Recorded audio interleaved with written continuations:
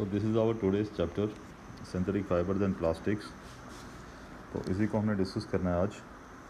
तो पहले तो सिंथेटिक जो वर्ड है, सिंथेटिक मतलब मैन मेड, जो इंसान ने खुद बनाई है। एक होता है नेचुरल फाइबर्स का मतलब क्या? फाइबर का मतलब वैसे तो होता है धागा, लेकिन जो फाइबर्स होती हैं ये हमारे हर जगह काम में आती हैं, और क्लोथ्स बनाने में, रस्सियाँ बनाने में, मैट्स बनाने में, कंबल बनाने में, हर जगह जो है फाइबर्स का ही काम है। पहले धागा बनता है और धागे से ही फिर कपड़ा बनता है, और कपड़े से ही फिर हम अपनी ड्रेसेस बनाते हैं।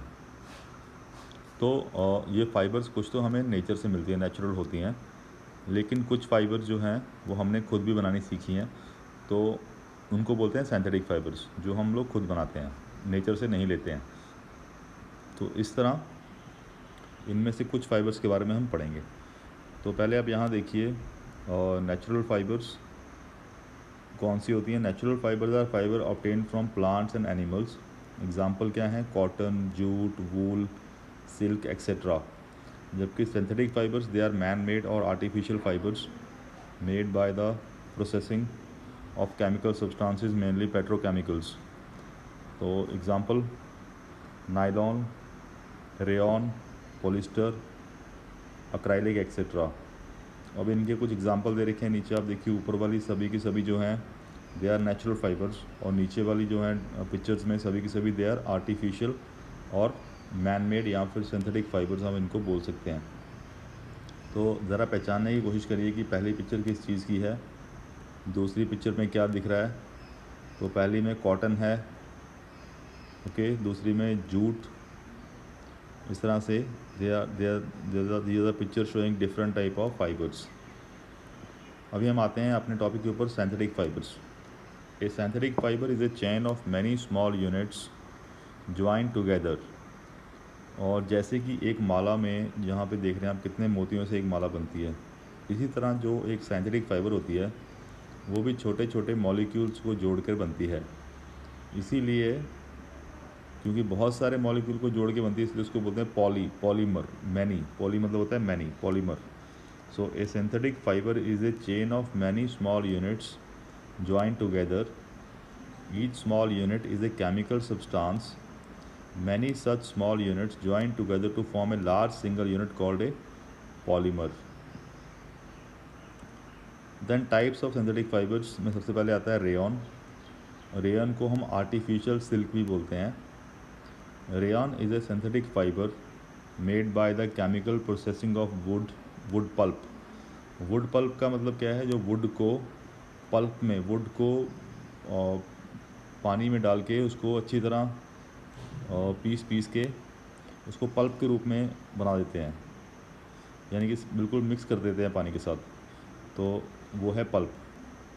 जैसा संतरा खाने के बाद जो बच जाता है वो पल्प होता है उसका। Since rayon has property similar to silk, it is also called artificial silk. तो रेयॉन जो होती है वैसे तो मैन मेड है, लेकिन जो इसकी प्रॉपर्टीज़ हैं वो बिल्कुल सिल्क के जैसी हैं।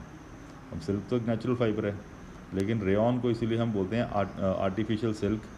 और सिल्क जो होती है असल में वो बड़ी महंगी होती है, क्योंकि वो सिल्क वार्म से मिलती है, लेकिन रेयॉन तो हम खुद बनाते हैं, वो पॉलीमर है। तो इसलिए रेयॉन जो होती है it is cheaper than silk. It is use to make dress material. अब देखिए रेयॉन के कितने अच्छे अच्छे ड्रेस बना रखे हैं, जो नीचे हमें पिक्चर्स नज़र आ रही हैं। It is mix with cotton for making bed sheets, curtains यानी कि पर्दे। It is mix with wool for making carpets and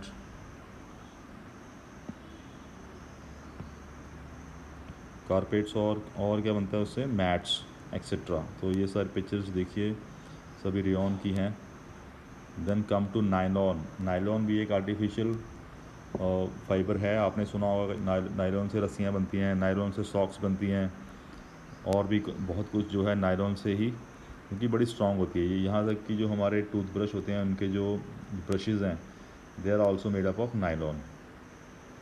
so nylon के बारे में और जानते हैं। Nylon is a synthetic fibre made from coal, water and air. It is light, strong, elastic, lustrous मतलब थोड़ी चमकदार, एंड ईजी टू वॉश, और जल्दी सूख जाती है ये, और बहुत ज़्यादा पानी इस पर ठहरता भी नहीं है। A nylon thread is stronger than a steel wire. तो इतनी स्ट्रॉन्ग होती है कि उसका एक धागा जो है स्टील की वायर से भी स्ट्रॉन्ग होता है।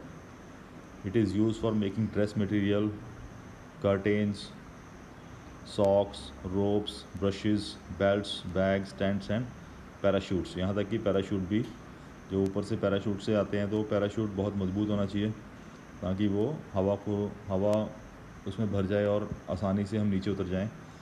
तो इसलिए बहुत मजबूत होती है, तो नायलॉन का उसको बनाया जाता है। सो आज के लिए इतना ही। अगली बार we will study about polyester and terylene and some other fibres, acrylic के बारे में भी ये सब हम जानेंगे। So that is the end. अभी आपने अपनी कॉपी के अंदर इसके बाद रेयॉन के बारे में और नायलॉन के बारे में लिखना है। सिर्फ उसकी इसको ऊपर लिखना है कीवर्ड्स, आज की डेट डाल देनी है, और ये 2 चीज़ें आपने अपनी कॉपी में अभी लिख लेनी है। आज के लिए इतना ही काम होगा, और इसके पहले जो भी करवाया है वो भी